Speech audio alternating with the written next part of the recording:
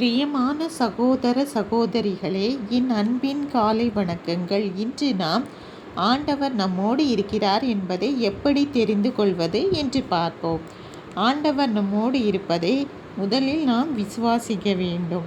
விசுவாசிக்கிறவனுக்கு எல்லாம் கூடும் என்று வேதம் சொல்கிறது. நம் அன்றாட வாழ்க்கையில் நமக்கு நிறைய பிரச்சனைகள் இருந்து கொண்டேதான் இருக்கும். ஆண்டவர் நம்மோடு இருக்கையில் நமக்கு பிரச்சனைகள் வருமா என்று கேட்டால் கண்டிப்பாக பிரச்சனைகள் வரும். பிரச்சனைகள் இல்லாத வாழ்க்கை ஒன்று இல்லை.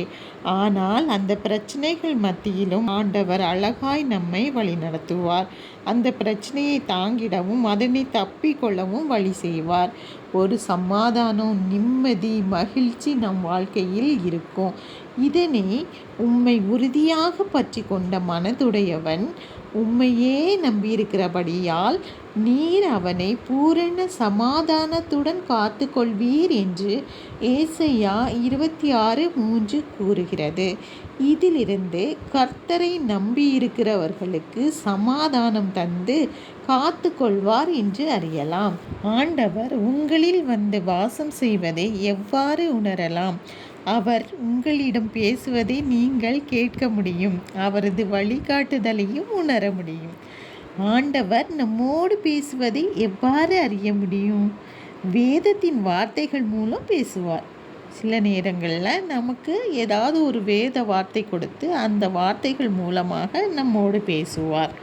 2வது, பரிசுத்த ஆவியை பெற்றுக்கொண்டு ஜெப வாழ்க்கையில் உறுதியாக பற்றி கொண்டோருக்கு அவரது குரலை முழுமையாக கேட்க முடியும்.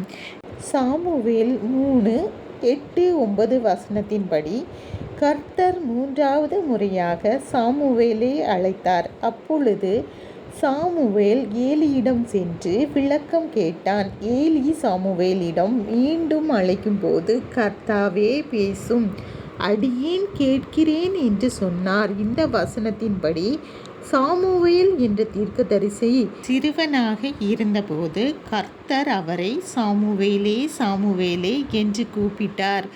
இதன் மூலம் கர்த்தர் தம் ஊழியக்காரர்களிடமும் விசுவாசிகளிடமும் பேசுகிறார் என்பதை அறியலாம்.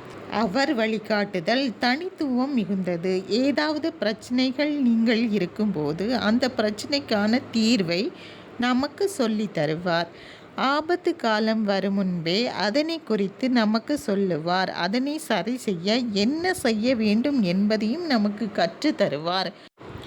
ஆண்டவர் திக்கற்றவர்களோடும் இருந்து வழி நடத்துவார். பயப்படாதே, நான் உன்னோடு இருக்கிறேன் என்று சொல்லி கொண்டே இருப்பார்.